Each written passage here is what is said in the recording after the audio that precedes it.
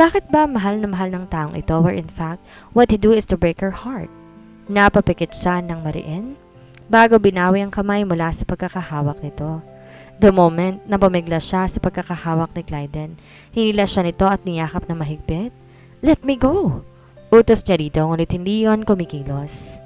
Sa sama ng kanyang loob, umiyak siya at binugbog ng binugbog ang dibdib ng binata. Di naman yon alintana ni Clyden bagkus, hinayaan siya sa kanyang ginagawa hanggang siya ay mapagod. Why can't you just let me go? Nang ihinang tura ni Shaina sa lalaki.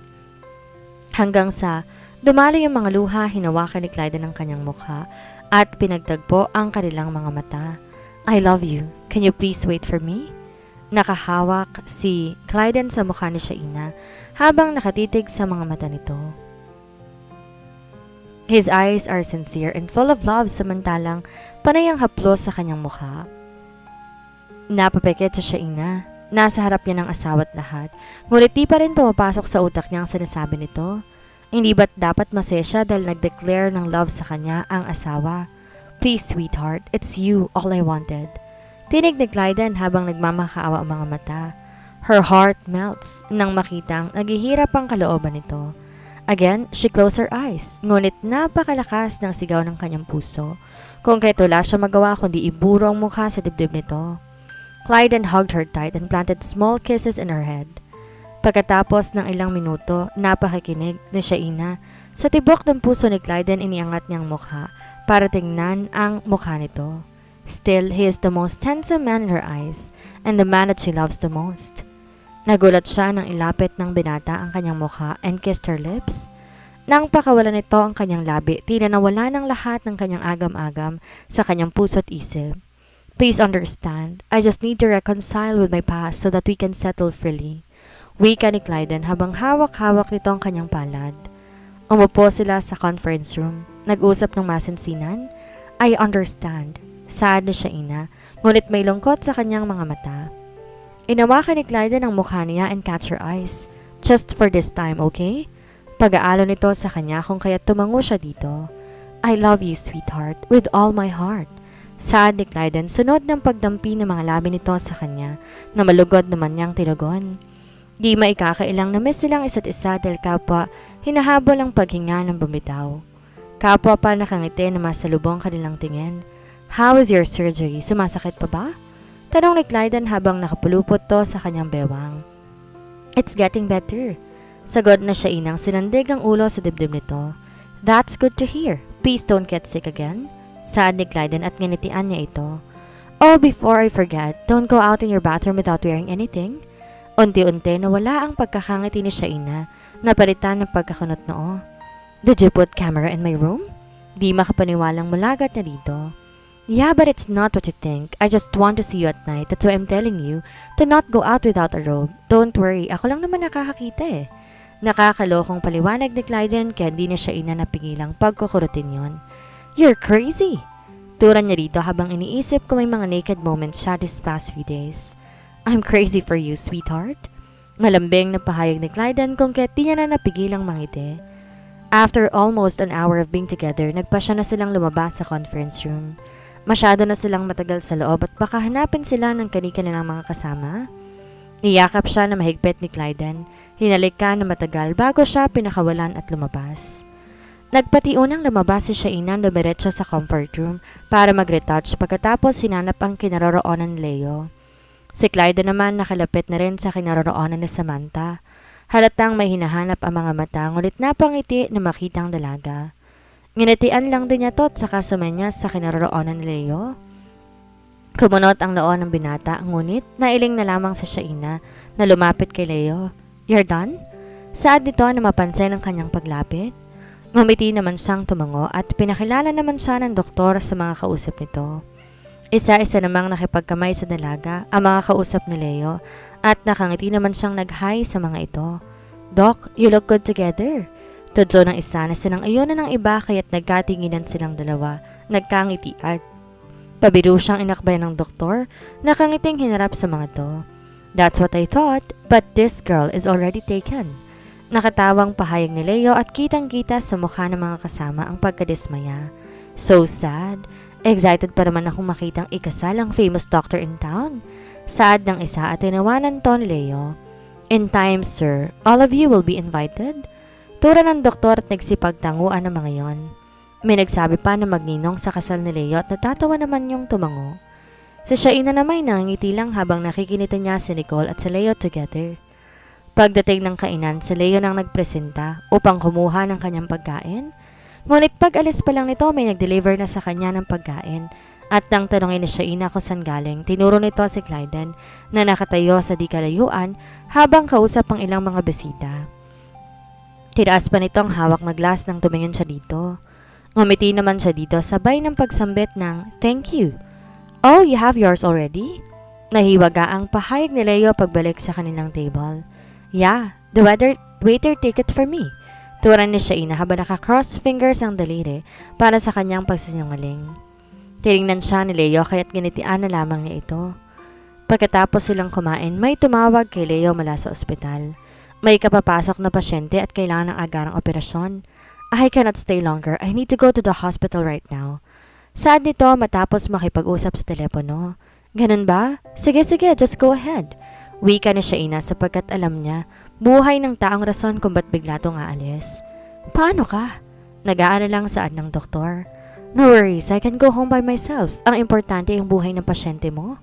Turan niya sa doktor at tumango-tango iyon bago siya binigyan ng halik sa pisngi. Nagmamadaling lumabas sa bulwagan. Sinundan ni Shaina ng tingin si Leo hanggang makalabas to sa pintuan. Nang mawala to sa kanyang paningin, kinuha rin niya ang kanyang purse upang lumabas at umuwi. Total tapos naman na ang meeting na pinuntahan niya. Wala nang rason para magstay pa siya dito. Palabas na siya sa may pintuan nang may humila sa kanya sa may gilid. And where do you think you're going? Si Clyden, hawak-hawak ang kanyang kamay. Napahawak sa dibdib si Shaina sa pagkagulat. Sus Mariosep, bakit ka ba bigla-biglang sumusulpot? Angin na rito ngunit tinaasan lang siya ng asawa ng kilay. Hindi mo pa ako sinasagot. Saan ka pupunta? Uuwi na ako. Tapos ng meeting so I don't need to stay any longer here. Tura ni Shaina dito. Tumango-tango yon ngunit pagkaraan ng ilang sandali, hinila siya papunta sa parking lot habang hawak-hawak ang kanyang kamay. Get in! Utos ni Clyden nang pagbuksan siya ng pinto ng kanyang sasakyan. Paano si Samantha? Mag-taxi na lang ako? Turan niya rito.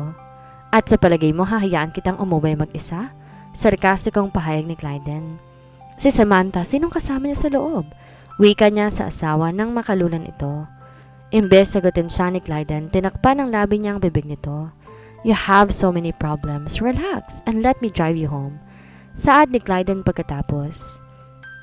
Di naman si Shaina nakaimek sa ginawa ng binata, kung kaya tumango na lamang siya dito. Pagkaraan ng ilang minuto sa daan, narating din nila ang kanilang bahay sa F-Park.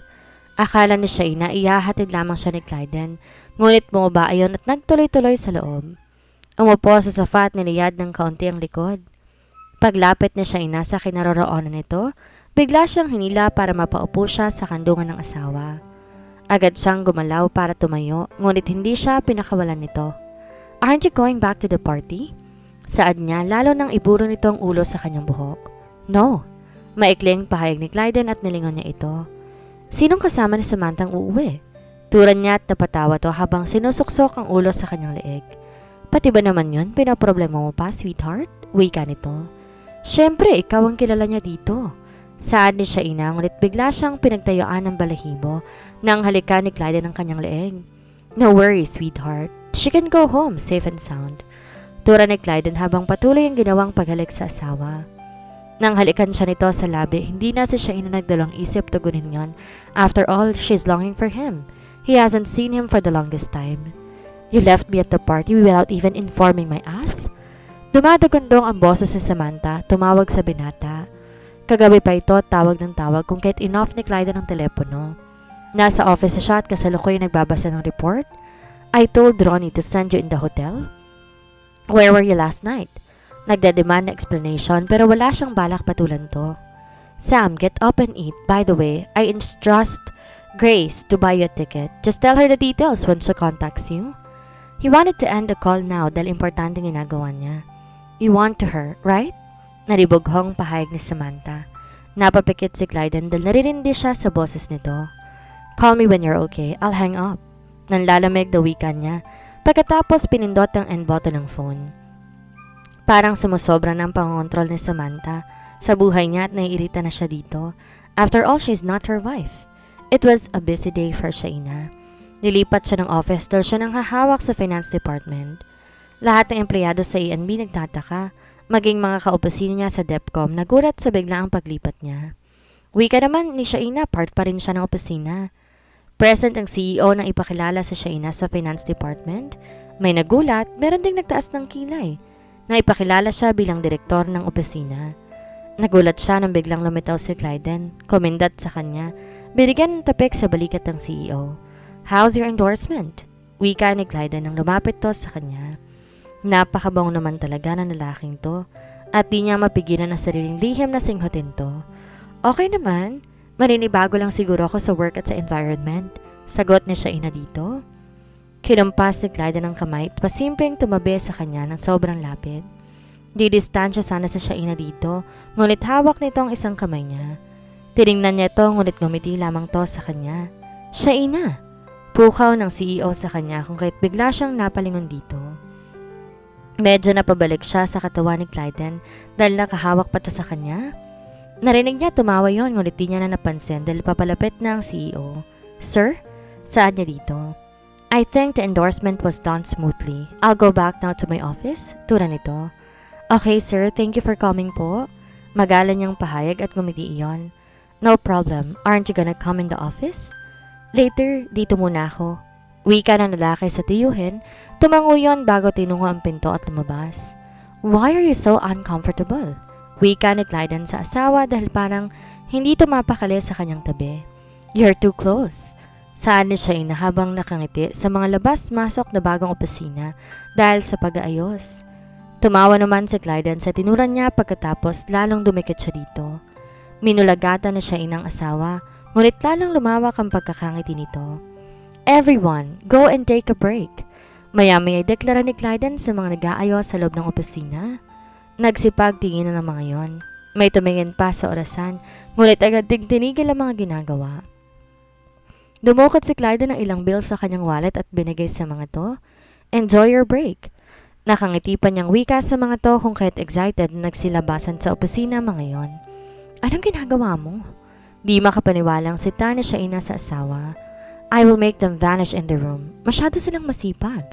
Biro ni Clyden at di ni Shaina napigilan ng pagkunot ng noo. Ngumiti lang si Clyden sa kanya at pagkatapos inilang hakbang ang kinaroroonan niya pagkatapos kinabig siya payakap sa kanyang katawan. I miss you. Bulong nito pagkatapos salika ng asawa sa may ulo. Parang hitid mo lang ako kaninang umaga. Nagtatakang turan ni Shaina dito. What can I do? I cannot control myself not missing you.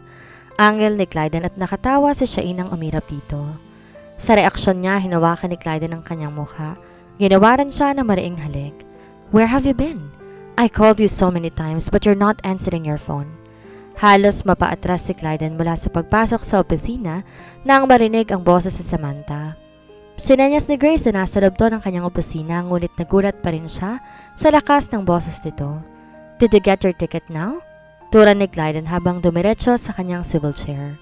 Lumapit si Samantha sa kanya habang nagingit-ngit. Did you hear yourself? I'm going back but it seems you have no plan to see me. Inis na pahayag nito. I'll take you to the airport. Turan niya na hindi tumitingin dito. Thank you if I'm not here. I believe you just let someone bring me to the airport. Ngoy-ngoy ni Samantha at lihim niya lang tong sinulyapan.